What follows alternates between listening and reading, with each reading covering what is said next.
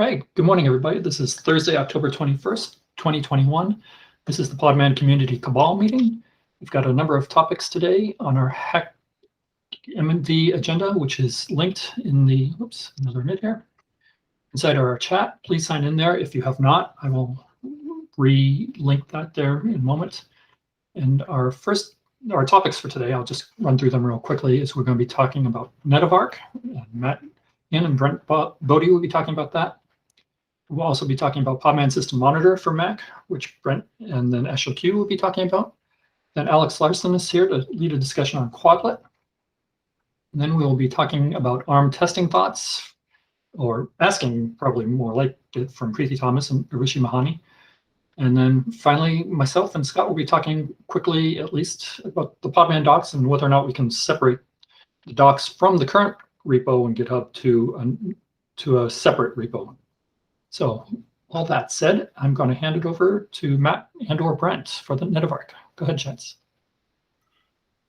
Yeah, Tom, why don't we jump to the next one? Matt and I are just discussing privately a couple of things before this.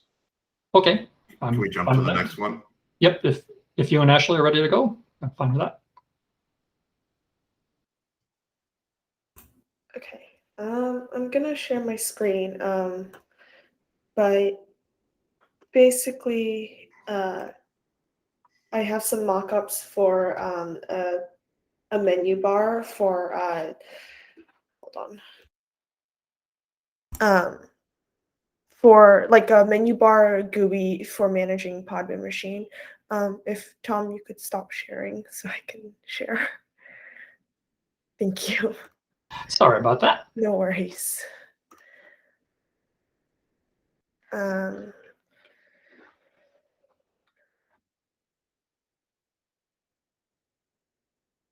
If people could see that. And so basically this would kind of sit in, like if anybody's familiar with Macs, in the top menu bar, kind of where, you can see like the time and date, you can press on a little icon and this would show up. This is just kind of the flow where at first, if you don't have any machines, they'll tell you to create a machine using the plus sign. You can create, it would pop up like this, and then if you want advanced options like CPU, disk size, ignition, you can like expand that and set these when you create a machine. Once you create a machine, you kind of, well, you'll have a list of machines to choose from, and then you'd be able to start it from the menu bar. I also mocked up if there's an update. I don't think we've made a decision on this, but it can either install the update from the settings or this little pop-up on the bottom. I think one or the other might be good, but I'm not sure which one people prefer. This is just a pop-up for kind of versions of Podman, like kind of an information. And then we were thinking of adding a button to maybe launch Cockpit so you can actually like manage containers manage containers, because this is just for managing the actual Podman machine. Yeah.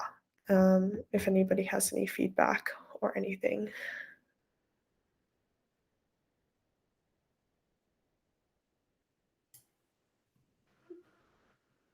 Do you want to walk folks through some of the things we talked about yesterday, maybe to prime the conversation?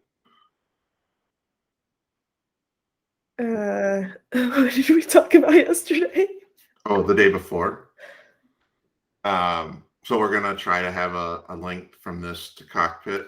Yeah. To be able to open more. Mm-hmm. Yep.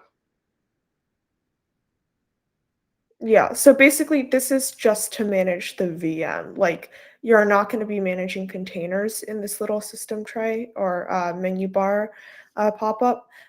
So if you do want to manage containers using a GUI, we kind of link to Cockpit, and it would, if you press this button, it will launch in your default browser, and then you can manage containers using Cockpit in a browser.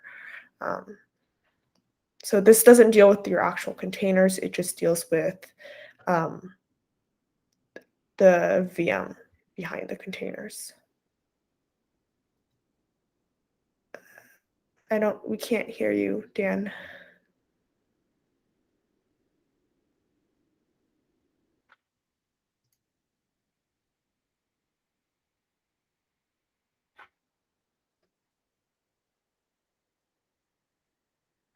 Can you hear me now? Yes. Yep. Okay.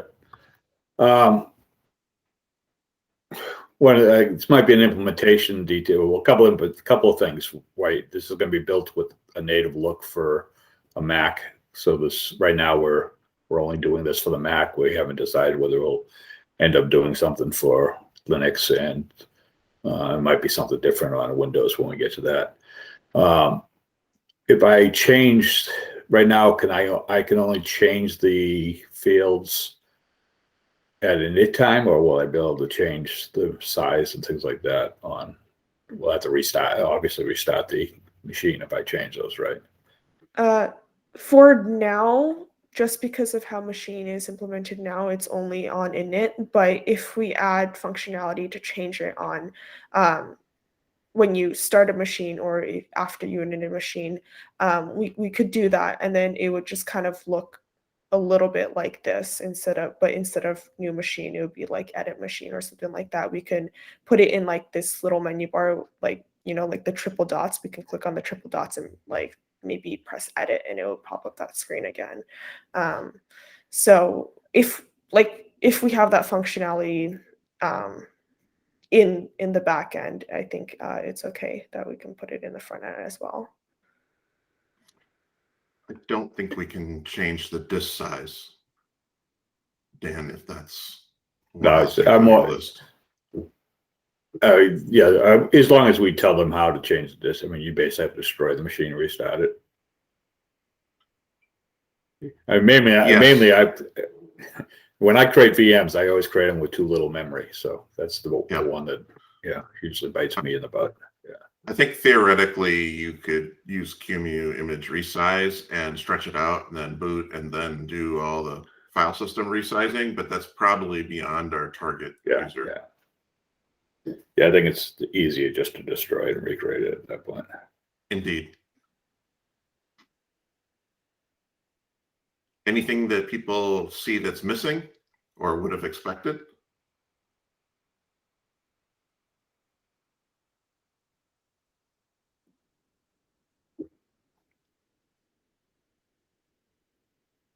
Take the silences. Everybody loves to design, and therefore no one will complain when it's written.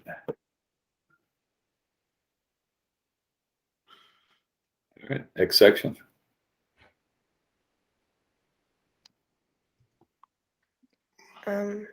We got a question there in chat. Did we have an SSH button? I think we don't right now. I think it's fairly easy to just add one. If we, instead of make like the buttons like this, we can add more buttons, like have 4 buttons instead of 2, or have smaller buttons for SSH and remove or stuff like that, because kind of start and stop is the stuff that you really want to be looking at. So we could do something like stop and then remove. I would gray out just because you can't really remove it when it's running. And then we could have something like, and then that could launch a terminal with the SSH in it. I think that would be fine.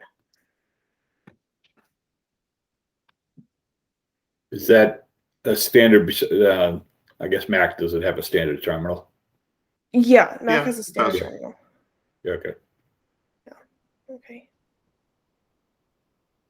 All right. And similar launch cockpit will launch we're thinking it'll launch Safari. I guess on a Mac, it launch Safari or whatever the default browser is. Mm-hmm. And that would be connected to cockpit from there. I think something like that would look good. So you have the 2 things that you can interact with and then stop and remove. Something like that. Okay, thank you. I have, oh, since that went quick, and I know Netavark's going to be very quick. There's a couple other things, Dan, if you're okay, we can throw into this Mac conversation. Just to validate what we were thinking about yesterday. One is that we've been talking about socket mapping because that seems to be something everyone's interested in. Socket, so mapping the socket from the VM back to the host so that applications on the host can take advantage of that. And what we've decided, what we decided yesterday to try that seemed to make the most sense was that we would have an option to do so on start, where you could decide to leak the socket, and it would be basically a Boolean. So it would be either true or false should you decide to leak one, and which socket is leaked will be dependent on your default system connection. So if your default system connection is for the core user, which is an unprivileged user, we would bring back we would leak the socket for the run user 1000 Podman sock, the unprivileged socket. And then we would put a message in the output that you could set Docker host to where we mount it. What do people think about that have an opinion about the sockets and mapping?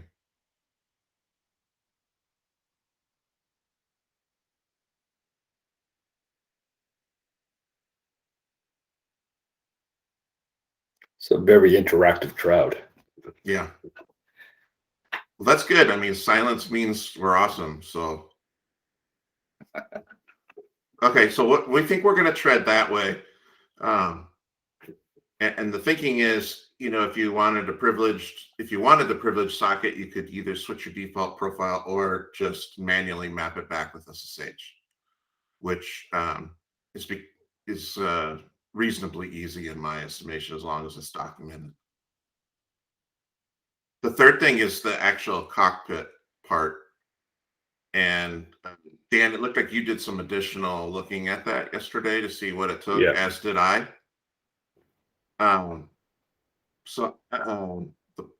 This particular problem is around the fact that by default, Fedora OS does not ship cockpit as part of the distribution. It can be added added permanently with an RPM OS tree command that we could automate, or we could do with Ignition.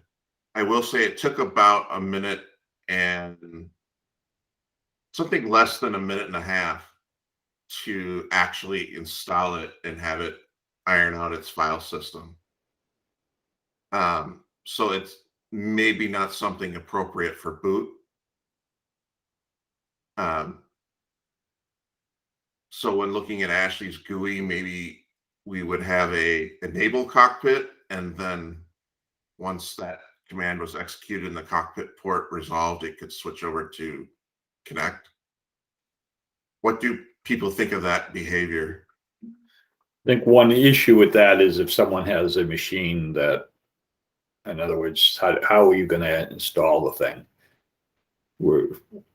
I think we want to make sure that we don't lock the GUI into a specific version of Fedora Core OS versus Ubuntu versus third-party stuff. So that would be my one concern with that. Right? We don't know whether it's a Debian install or we could theoretically check that. I mean, we can come up with a quick way to know. Yeah. Sure. So if it's Fedora Core OS, then we'll have the cockpit. We'll have the cockpit option. Otherwise, we'll just gray it out. I mean, the reality is, yeah, I think that would be the way to go. What do others have any comments on this? All right, so here's the big hurdle I walked myself into yesterday, Dan, trying to actually do this. Was as we talked about, Podman or Cockpit requires a login, and it's an HTTP login, and we have a passwordless user here. So logging in as is not conceivable with that approach. I'm not a I'm not an HTTP wizard or anything of that sort, but if people have ideas on how to get around this, I'm all ears.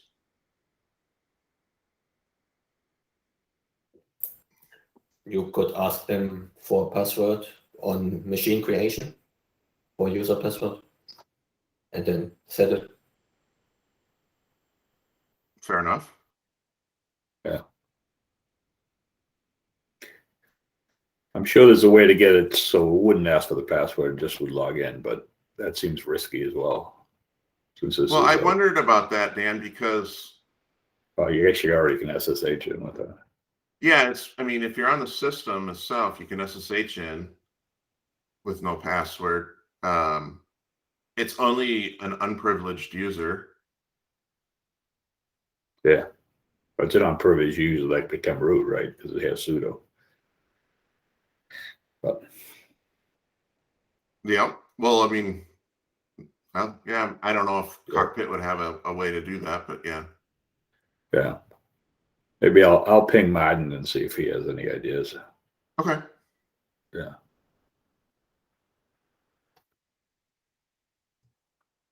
Okay. Those were the additional Mac things so that everyone knows what's going on there. I believe I saw Anders here as well. I'd love to catch up with you, Anders, at the end of this meeting and talk about the volume mount TR that you have.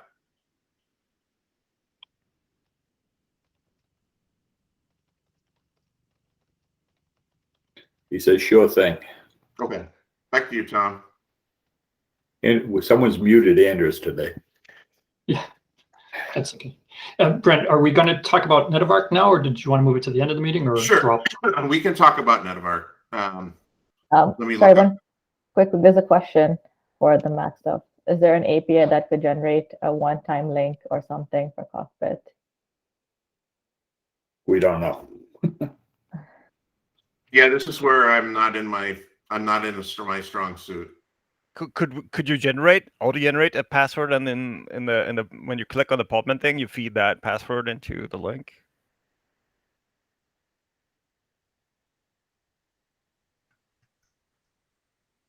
We might be able to.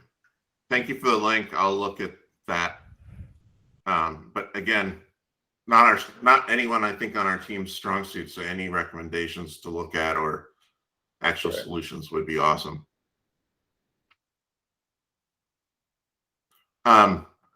Netavark.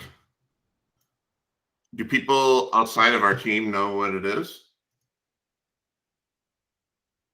Generally, shake heads. No, yes. Okay. Netavark is a project that we've recently started in a containers namespace. And it's a Rust implementation to replace CNI networking. And it's something that we're sort of doing skunkworks on now.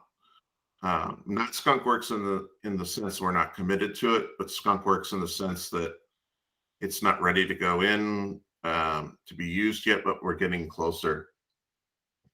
And the reason that we're looking at it is because some of the use cases that people are bringing to us that are legitimate, they're not something crazy or anything along those lines or ultra complicated in that sense. But CNI could not actually satisfy the networking requirements.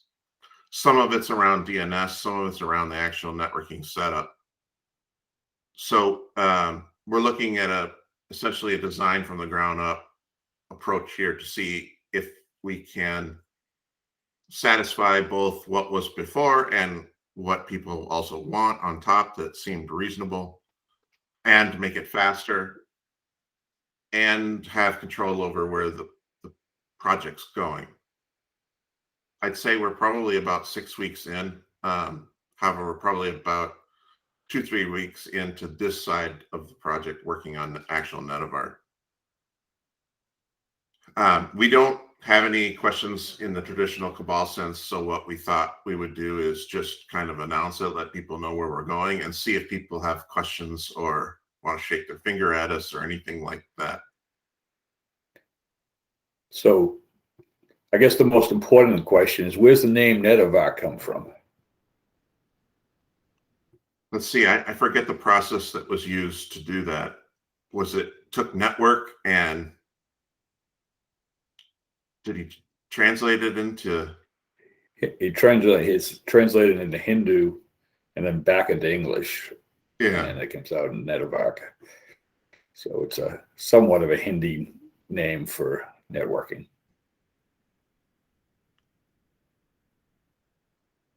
The interesting thing for those who want to learn Rust, this is an opportunity to start playing with Rust and start contributing on top of Rust. So we'd welcome contributors.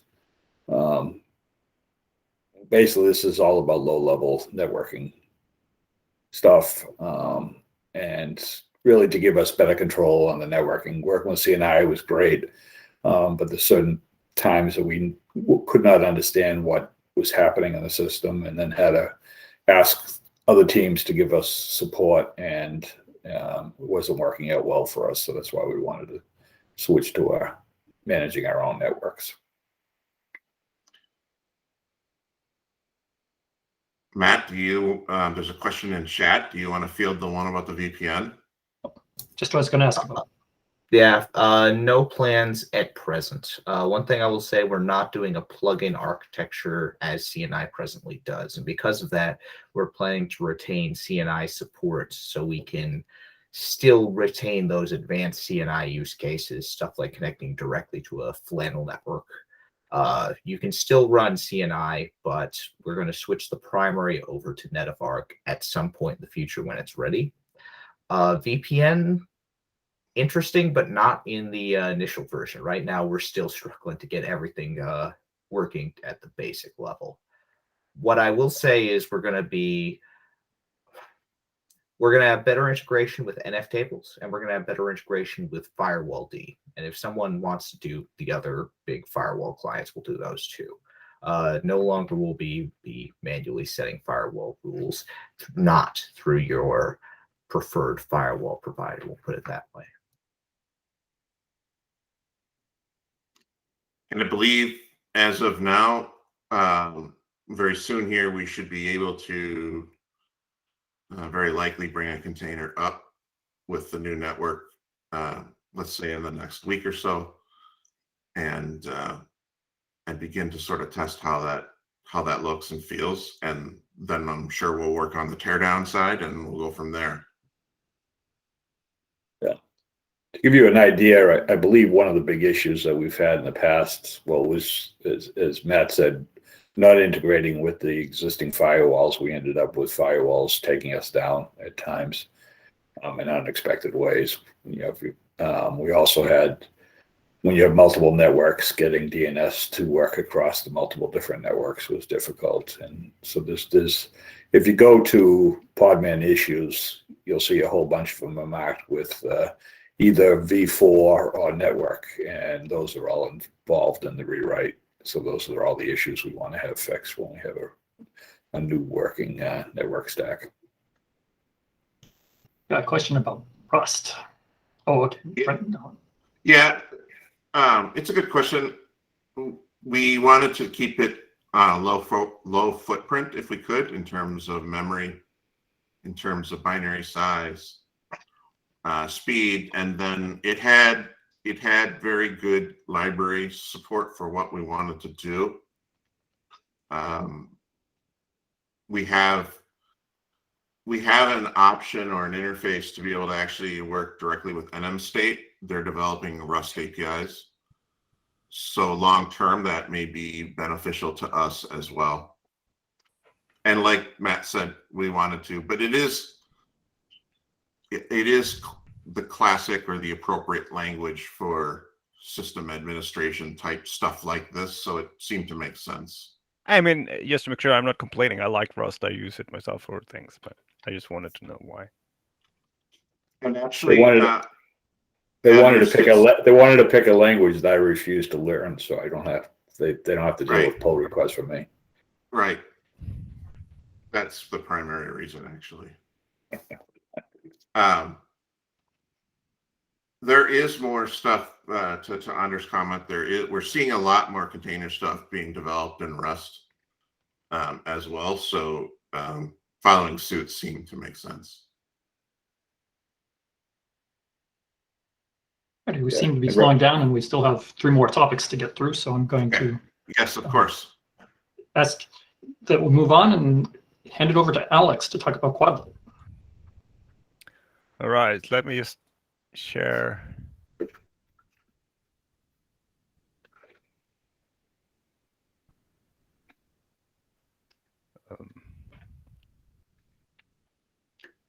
Let me get rid of my most important question before you start. Yeah. Where does the name quadlet come from? Even though I know.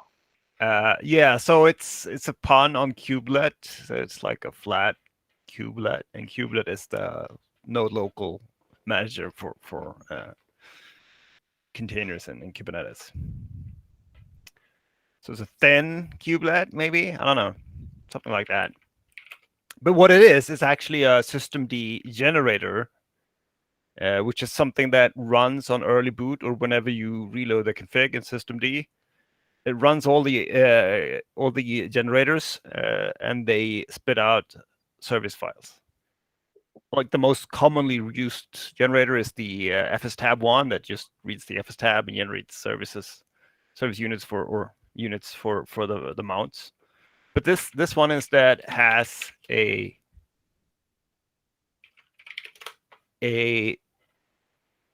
custom systemd style unit files, right? This looks like a systemd unit file, but it's parsed by the generator, and it converts this container part into whatever is needed to run the container, right? So if I daemon reload this, it would generate run systemd generator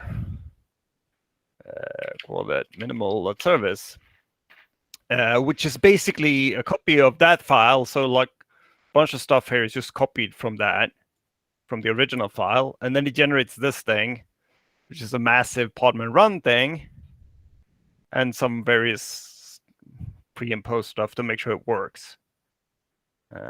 And it also does keep this with an X in front of it. So it's more like a documentation thing that systemd actually ignores anything that prefixed with X like that. So the interesting thing is that as a sysadmin, you can maintain this much simpler thing, and then it just at boot time it creates, and you can specify whatever kind of systemd specific options you want, like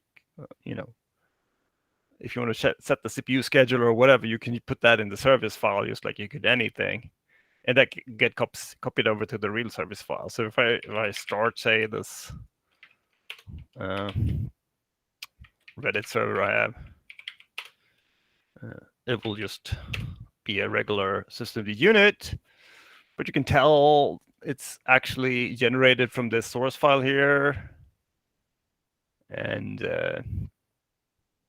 well, here, and it's active, and it uses crun, and it uses split C group, so it's set up to kind of integrate into systemd in the best way we can currently do. It has a bit more of a default settings for what it generates. I mean, you can undo most of it, but by default, it does things like it always has an init. It always sets up journal logging. Well, if you look at that thing,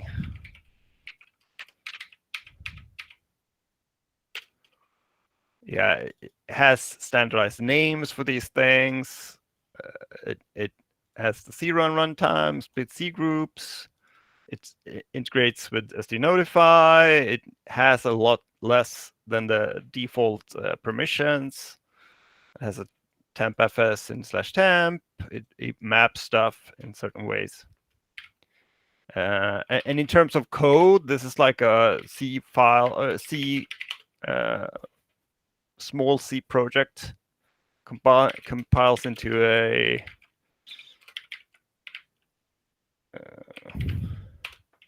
like 62K file that runs, because it has to, because it run early, really early boot before most of var is up, for instance, it's hard to run.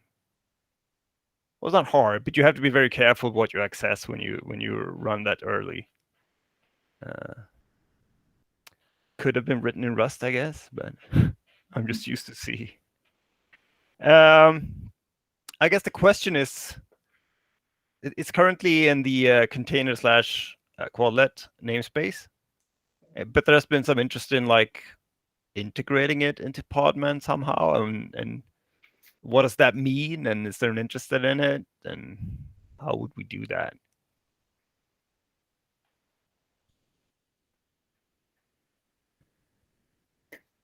So the first thing I would think about is just shipping it with Podman. So it would be just another, it'd be another sub package of Podman that we could just enable this to this new service.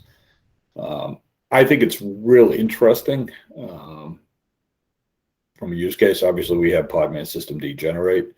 The issue with Podman System Generate is it generates a System D unit file, but it's exposes all of the best practices of running System D containers, but also all of the complications of that. So if you details, yeah, you have to. I think one other problem with it is that it generates something, but if you want to maintain that over time, you have to understand everything it generated. Right. So like, that you see all the magic smoke. Yeah. So I see for advanced users eventually using Podman System Generate, and then for potentially naive users using this. I mean, the beauty of what Alex is building here is eventually you can just create the simple unit file. And then allow people just download the unit file, and the unit file would you install it, and as long as you had Podman on the machine, then you would be able to just get your service up and running, and it just becomes a new different than say YAML file, Kubernetes YAML files. It's just a different way of specifying what a service runs, and we've talked to Alex about potentially, I mean, one interesting thing I would like to see added to it would be the capability to get the a lot of the auto update stuff that we put into Podman now, because I mean, I made some changes to that. Should just work now, I believe, if you set the right. So there's a way in the container file to set metadata. So if you say like metadata, I don't remember it's like io.podman.auto update equals 2 or whatever, then that should be inherited into the run started container. It should just work. I haven't verified it, but I believe it should work. Right. So far, I mean, I could imagine like an edge server that wants to run containers. This might be a preferable way of managing it over if we can simplify it enough that what I'm looking for is simplification, that human beings can do this, and you don't have to be a container expert or a System D expert to. Yeah, and another interesting part is that we can the generator can change over time. So if Podman gets new features that make integration better or whatever, or more efficient or something, we can sneak that in without the user having to modify their files. Right. Or if System D gets better integration into what Podman's doing too.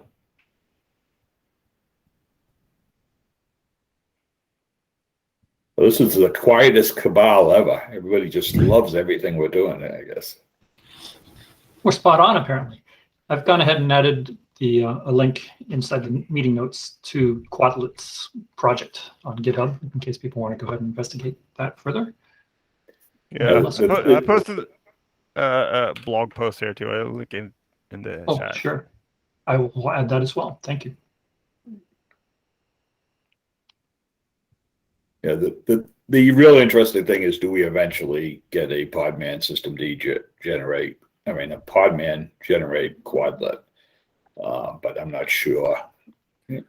Yeah, if there's a way to go that way or not. Yeah, but it certainly would be possible in some sense. But the question is, would it be useful? Because you basically you have to know, I'm creating a container to do something, and I have to specify in some way how I'm going to run it. Right. And the current ways you can use a Kubernetes deployment file, or you can use like the Podman run command line, or you could use something like quadlet. Okay. And depending on what your targets, like where are you going to run the thing, it would be weird to create a kubelet or a Kubernetes deployment file Right, and then yeah. like generate. Yeah. And doing the manual Podman run and then generating it, that's just much harder. Why would you want to do that? Yeah. I also see that there's a lot of, obviously Quadlet's going to have its own group of defaults that are somewhat different than the defaults that Podman has. And so if you generate from running containers, Podman, then all of a sudden we end up with hundreds of lines of, enable these 12 capabilities, where Quadlets is defaulting to enabling no capabilities. And so, but anyways, we want to see, I think once we make this more prominent, we'll see how much people actually are interested in using it. But I think it's an interesting idea. Do as well. I think it'll take a little bit of education and people will fly with it once they figure it out. Yep. My concern, my negative concern about it is that eventually people are going to say, I got these 3 fields. Oh, I need these 15 other fields to basically end up building the Podman command line out of Quadlet, and we have to add all these 30 different options. Yeah, I mean, there is like a general field where you can put whatever argument you want, and they just get feed Podman run. But that's kind of a cop out. But yeah, it's possible to do weird things, man. There's one thing I'm wondering right now, looking at the unit file from the blog post. I have, in my case, dependencies between the unit files that are starting particular containers. So a lot of before-after requires in the unit section of the unit file. Do you think that this dependency tracking is a thing that have a place in Quadlet, in the container section? It is a, well, not in the container. Like, you could put dependencies in the unit file that get just copied right directly to the service file. Like there's no, you can depend on a different Quadlet service file or any other kind of service file. I know, but now you have dynamically generated unit file, so there needs to be some kind of standard of the naming. So for this, well, so it's not really dynamic in that sense. You create like a foo.container, and that would convert to a foo.service. Okay, so that would be easy. Yeah. Well, you could actually use the templating stuff to get multiple copies of the single, but I don't know if that's really useful.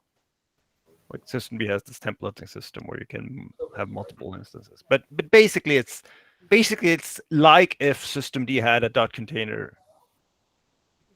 Mm-hmm. You have to put it in a different directory. Yeah. But if I created two unit files, foo.service and bar.service, and foo required bar.service, wouldn't I just have those two simple views? Yeah, that you just like say. Yeah, I mean, what's happening? You're going to generate the requires behind the back, right? No, well, Yeah. just if you say in the unit section of your container run after bar.service, that will just be copied over, and then the dependencies will be right. But do I have to specify these with a different name? Or are these doc containers? I didn't know. Oh, I could convert.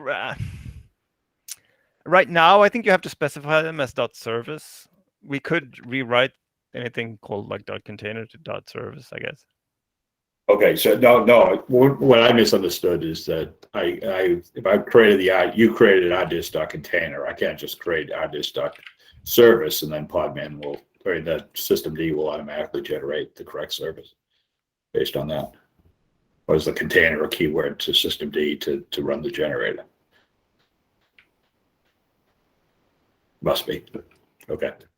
I missed that part. I'm not sure. Yeah. I'm not sure of that, but You're understanding my question, yeah. Okay, just for the interest of time, I Yeah. don't see anything else coming along right now on this. So if people want to get back to it at the end, if we have time, we can. Yeah. So the next thing up is Urvashi and Preeti talking about ARM testing thoughts. Go ahead, folks, take it Yeah. away. Great. Thanks, Tom. So basically, we have been looking into setting up upstream testing for the container tools on ARM. And we are kind of like looking into like sourcing hardware and figuring out like a simple CI that we can like integrate into our repos, so we can kind of have this continuous testing going on when we open a PR. So basically, we're just kind of looking for suggestions of like if there are any tools out there that can make this simpler to do, or just any suggestions from the community on how to get started with this, basically.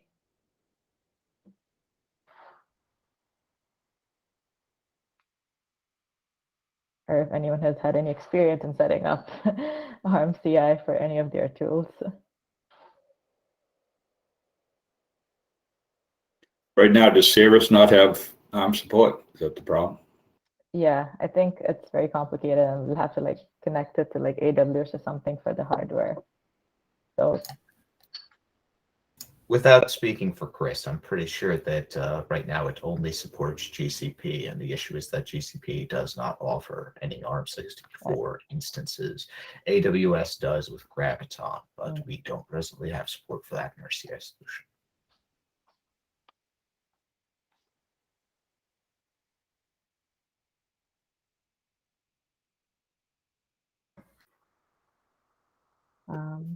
all right, I guess there's not many ideas out there.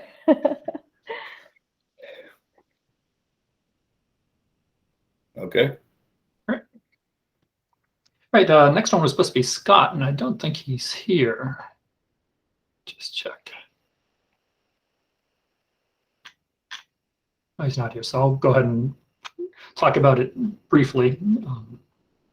So basically what's happening is the Podman Docs, as you know, live in the github.com for Podman, and it's one subdirectory underneath there with all the man pages basically, and a few tutorials and such.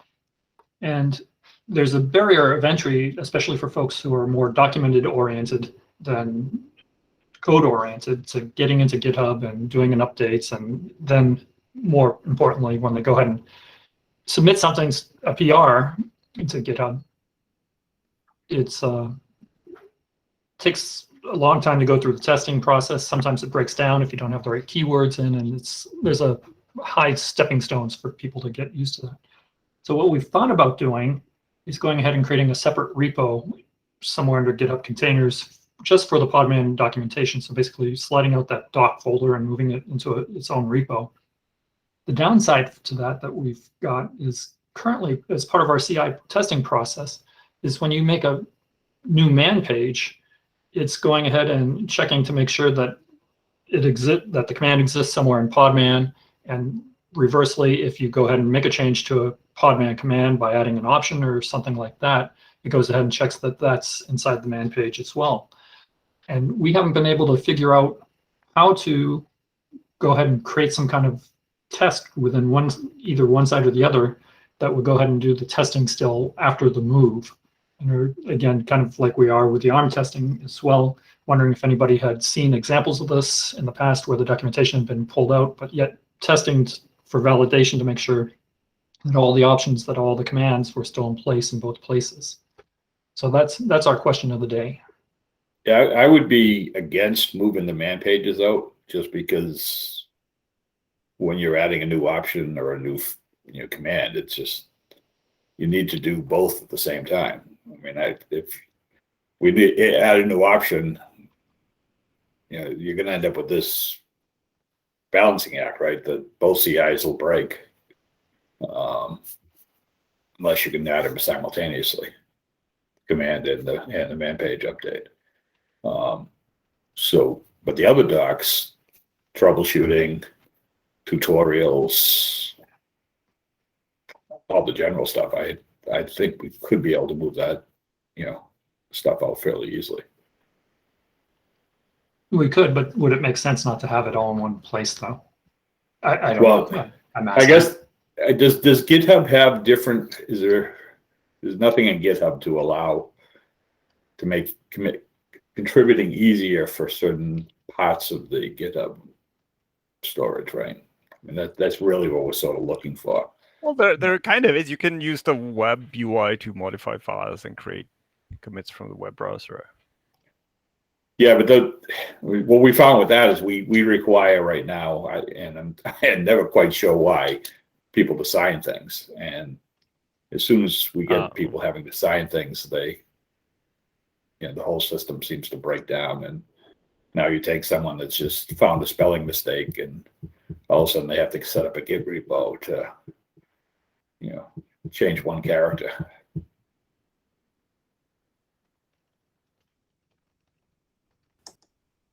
Yeah, I would also be against moving out the man pages, because this would make the lives of those who know how to contribute tremendously harder than before. So I think it's trading one problem for another one, which is potentially bigger.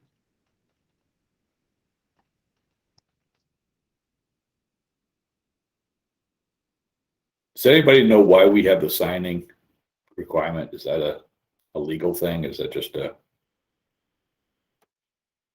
It's a legal thing. Yeah. But the legal thing might not be required for docs. I don't know.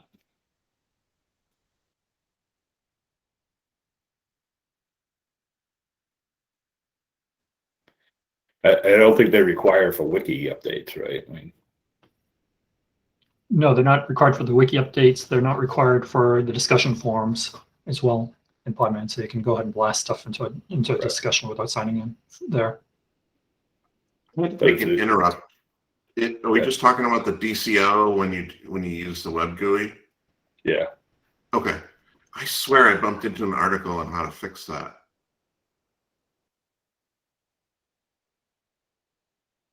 Yeah, if there was a way in the web GUI just to say, I'm our head Dan, so sign this change.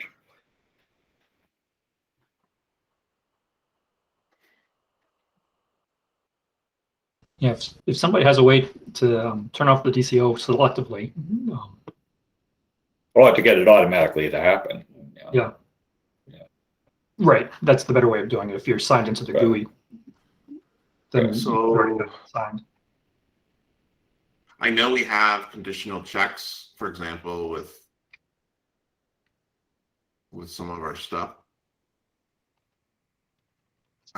Is Chris here?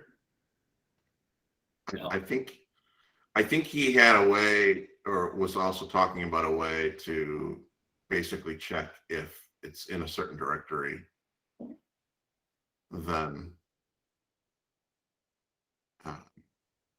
then he could disqualify a test within his scripting.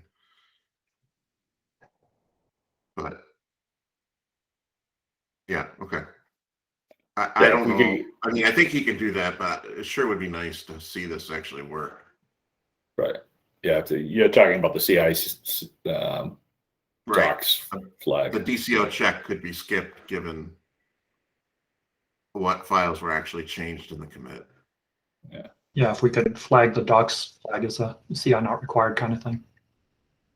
Or not CI, but sign in not required, or signature, I should say. Messing up all the words today. All right, so it sounds like we probably then won't split those apart, because I think Valentin and Dan bring up a good point about having to update 2 repos at one time when you go ahead and make a change, especially when you're adding a new command, or even if you're adding a new option to an existing command, can be more fun than it would be worth. And given that, I think I'll wrap up that discussion. And one thing I don't know how many people find, we write lots and lots of blogs and lots of information about Podman, but it's not we base Podman.io right now has a list of them, but there's no real easy way to characterize them. And I wonder if there's value in, so the old Yahoo way of categorizing content, or if just everybody just goes out and Googles how to do something. With a list of how do I, set up supplemental groups into a container? Would that be worthwhile, or is that something that just people would Google, from a community point of view? If we had like a list of 25 how-tos. Does anybody have any opinions on that?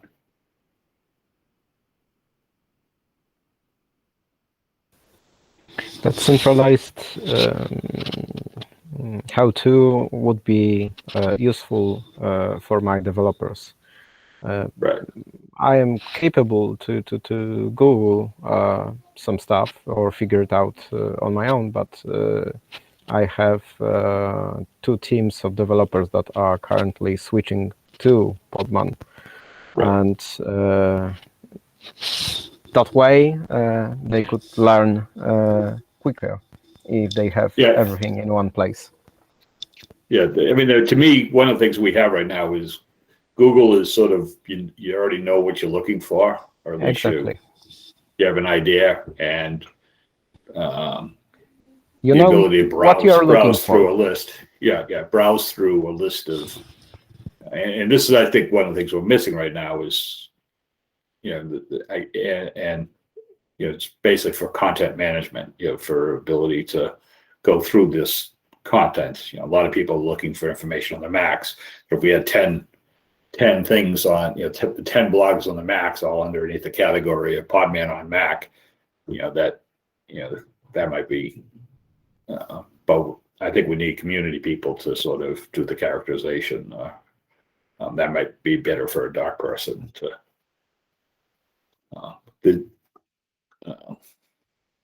that's, some ideas I have anyways.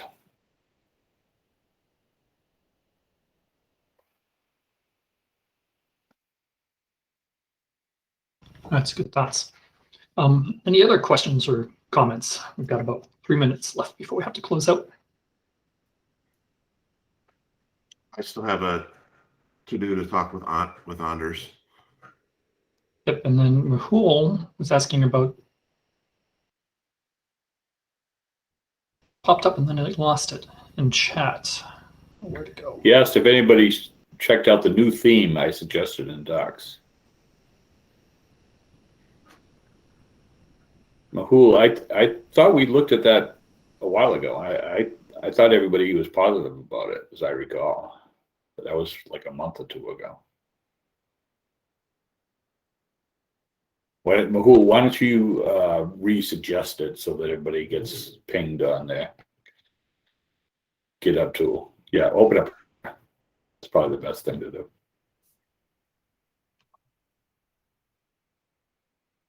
Yes, PR would be great. Thank you, Mahul. There is. We've asked some people inside of Red Hat to relook at the website too, so that they're coming up with new designs. So hopefully, at some point, and maybe next Cabal, we might have some ideas on how we'd like to redesign the Podman.io website. Might be something to add, Tom. Bring Marine in. I just added it to the topics for next time. Anybody else have any other topics for next time, perhaps? And if you don't right now, you can always contact me offline. Email tsweeney@redhat.com. I would have one question. I don't know if this is even desirable from the broader perspective, but I was thinking about proposing switching to more pluggable solution for the storage. I'm thinking about ability to develop ZFS driver independently and just have interface that would connect to the Podman without rebuilding the whole Podman. Is this something that has any value in a broader perspective? And is You're talking about a driver? Yep. Right now we have this storage library that contains everything. I was thinking about making it as pluggable. Yeah, I think Nalan would probably be able to jump in on, but I think Docker had something that was a pluggable storage layer, right now. Yeah, I think we patched it out. Yeah. But we patched it out mainly because we had no use for it. So it might be something we would consider. The headache there is the support, right? It's like if someone else has to manage the support for it. You know, if we start getting bugs in that says that. Andreas, CSI is more for the volumes, not for the main storage. Storage, management. Usually I can't wait to get out of a meeting, and this one I don't want to get out of, but we've got other meetings to get to. So I'm going to thank everybody for coming today. We'll be back in November. I don't recall what the date is, third Thursday, 10 o'clock again. Thank you all for attending and have a great day. Yeah, and Marcin, open up, if you want to open up a pull request to have a discussion, a more in-depth discussion, we'd look at it.